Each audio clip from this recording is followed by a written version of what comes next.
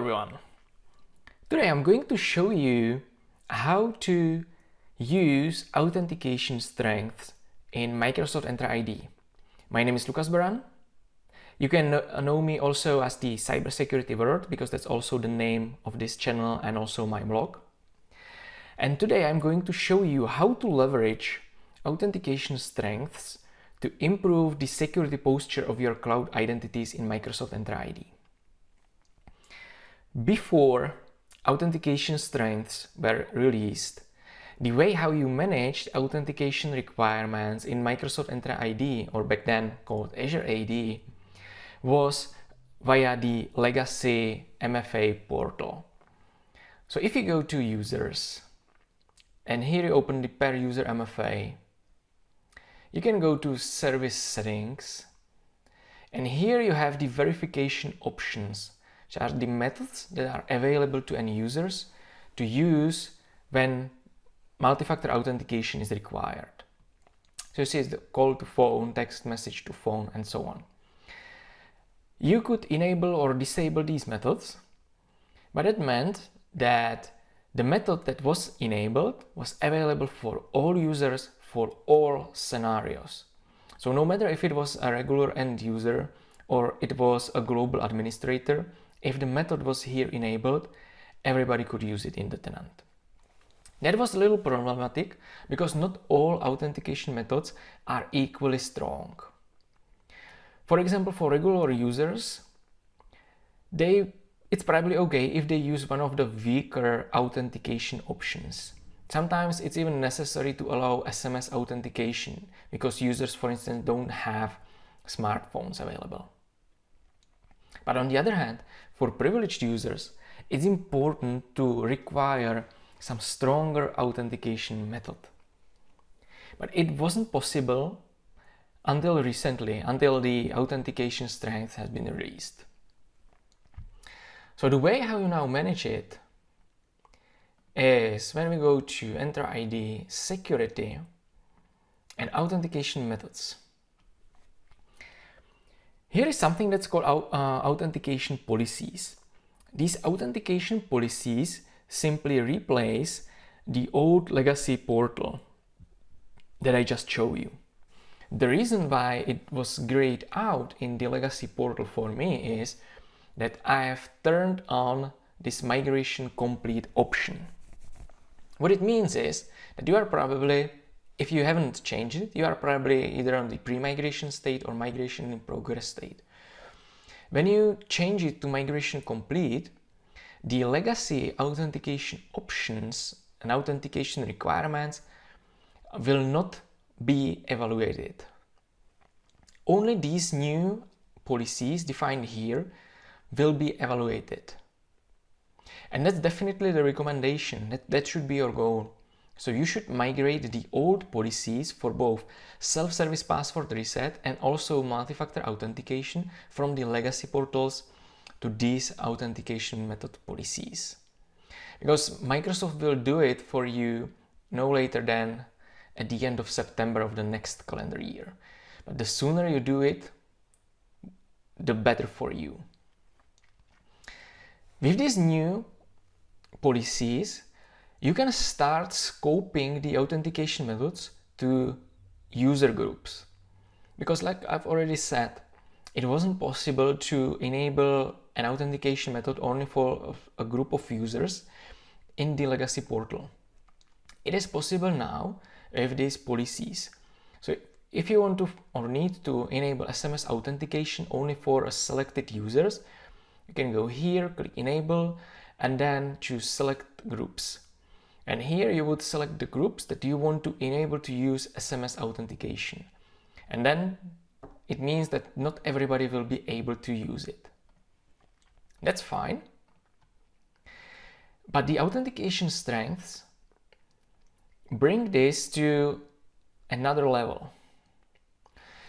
Because these authentication policies are applied to users, not to scenarios. What it means is that if a user is allowed to do SMS authentication, it means that the user is allowed to do it in all scenarios. So not only the regular authentication, but also, for instance, high-risky authentication, or authentication or elevation of the user permissions via PIM. The user still would be able to use SMS authentication if it's enabled for his account. So there is granularity in terms of the scoped users that are in scope of this policy, but not in terms of the situation.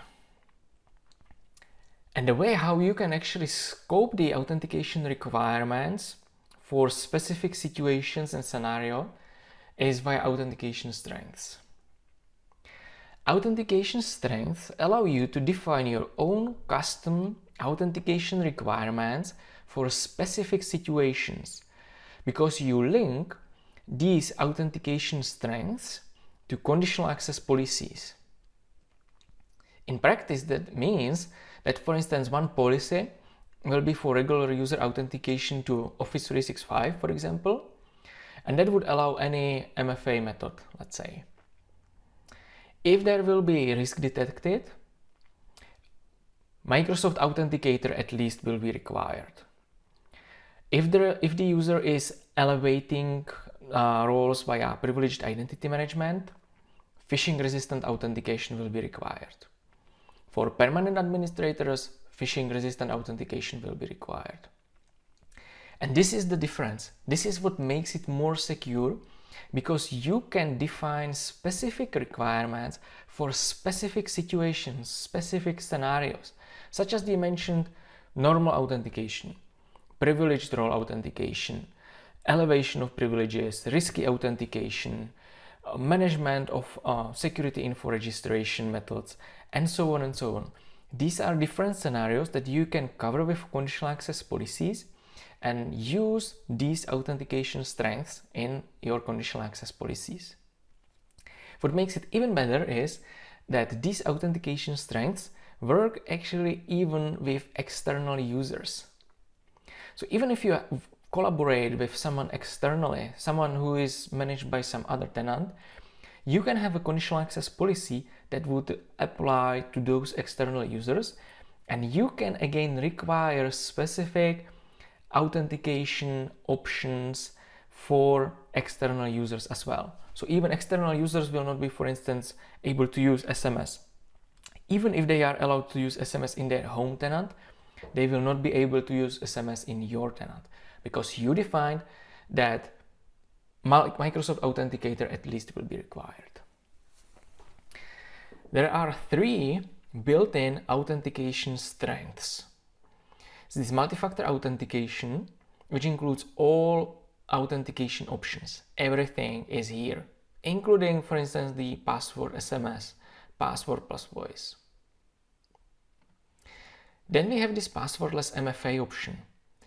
As you can see, there are only 4 options available: Windows Hello for Business, passkeys, certificate-based authentication, and Microsoft Authenticator phone sign-in. That means that users are able to use Microsoft Authenticator, but only in the phone sign-in method or mode.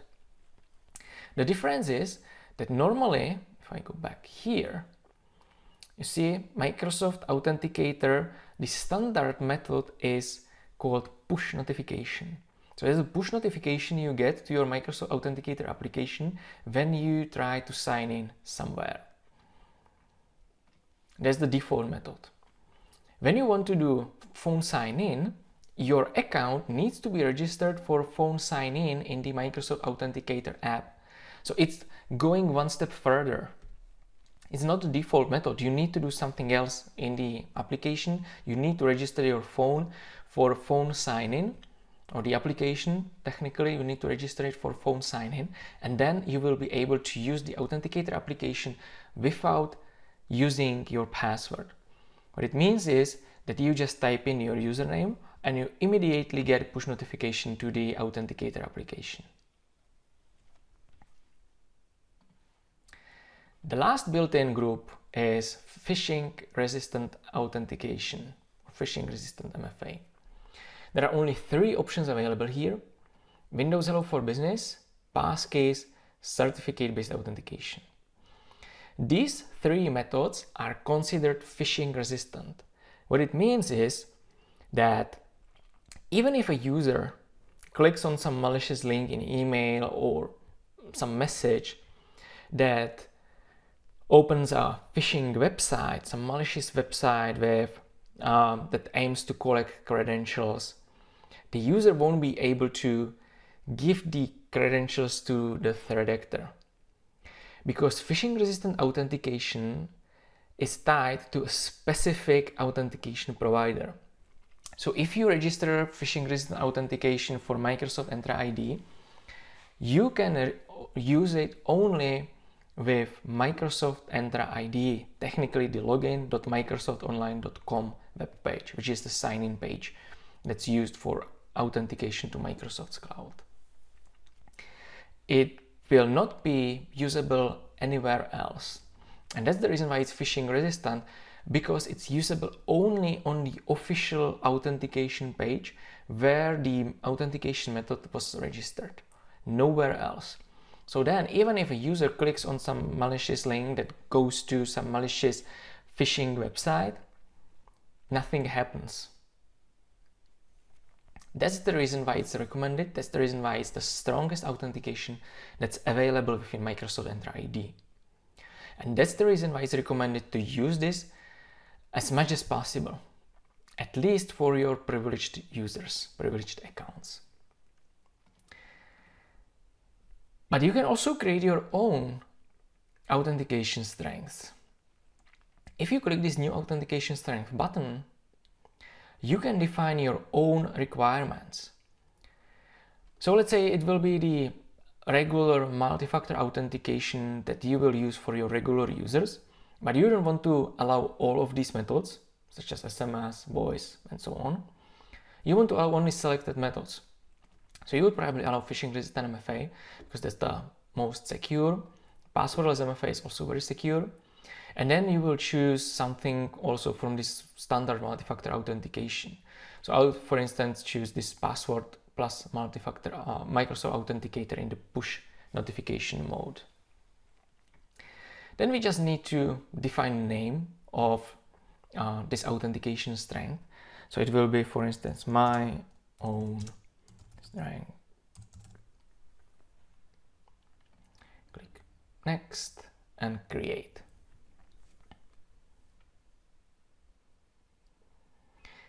Now we have created our own custom authentication strength that defines the requirements that we want to enforce. And as I've already mentioned, we enforce it via conditional access policies. So then you start using it in your conditional access policies for specific situations, for specific scenarios. So each conditional access policy can have its own authentication strength, its own authentication requirements that you define for the specific scenario. It then means that end users will be able to do standard MFA when nothing is suspicious. Let's say they are just signing into Office 365, for example. But there will be stronger requirements when there is a risky activity detected, or when they are accessing some privileged accounts or privileged resources such as the admin portals and so on. So let's go to conditional access, policies, and let's create a new policy here. Here you simply define the assignment part. So that defines the scenario. It can be all users, some applications here, all cloud applications are already selected and so on. It doesn't matter. This is just the standard configuration of a conditional access policy. The important part is here, the access controls. In the grant, we can choose, or we should choose in this example, this required authentication strength. When we click this checkbox, the authentication strengths are listed here. All of the authentication strengths. I need to refresh the page, obviously, because the custom is not available here yet. So I will just click refresh here. And now I should see it already. Yep, Here it is. So you can choose any of the authentication strengths that are available in your tenant. It can be either of the built-in, or it can be also your own. So I can, for instance, choose this one that I just created a minute ago. So instead of using this require multi-factor authentication that I usually see in all tenants, you should use this require authentication strength and define the authentication strength that you want to actually enforce. And like I said, this can be different for each conditional access policy that you have in your tenant. So you should define the requirements and then enforce it via conditional access policies. I can show you, for instance, the already existing conditional access policies. These policies, by the way, I covered in one of my previous tutorials about recommended conditional access policies. As you can see, I have 28 conditional access policies overall created in my tenant. I covered all of them, all of these 28 conditional access policies in very detail in one of my previous videos. It's more than 1 hour long video where I describe each conditional access policy that I recommend in detail. I also talk about the consequences, the things that you should keep in mind when creating those policies and so on. So I'm not going to go to much of detail here. Definitely recommend you watching the older video about recommended conditional access policies, because I also talk about the authentication requirements, such as that, for instance, I have a break glass account here, and I have one conditional access policy that targets only the break glass account, and the conditional access policy requires phishing resistant multi-factor authentication. Then I have a policy for my regular users for the regular scenarios. So I have all users included except for the break glass account, targeting all applications. And I use again an authentication strength. This is one of my custom authentication strength that defines the standard requirements for my standard users. Then I have another policy, for instance, that targets administrators. So I have the most sensitive or most privileged roles included here. And I again require phishing resistant authentication. So you can define different requirements for different conditional access policies. Like I said, I'm not going to go into the details of what authentication requirements you should define for what policies. It's all covered in the video that talks about the recommended conditional access policies. The goal of this video is to introduce you the authentication strengths in general, the idea behind it, and to convince you actually to move away from the standard option that I see in all tenants, which is require multi-factor authentication. So if you have this here configured in your tenant, consider moving to require authentication strength. As you can see, even Microsoft recommends it, that you should move from this require multi-factor authentication to require authentication strength. You should do it for all of your policies. That's all from my side today. I hope you like it. I hope you start working on it and transition all of your conditional access policies from require multi-factor authentication to require authentication strength. Definitely recommend you watching also my older videos, especially the one with recommended conditional access policies. If you like this video, please comment it, like it, share it with your friends, with your colleagues. Don't forget, I have a weekly newsletter that talks about news from the world of IT and cybersecurity, where I summarize everything that happened in the past week. You can tune in on Spotify, YouTube, Apple Podcasts, and other platforms as well. And also, you can follow my blog, Cybersecurity World. You can follow me on LinkedIn and Twitter, because I publish some news and tips and tricks there as well. And I look forward to seeing you in the future on one of my upcoming tutorials. Thanks for watching and have a good day.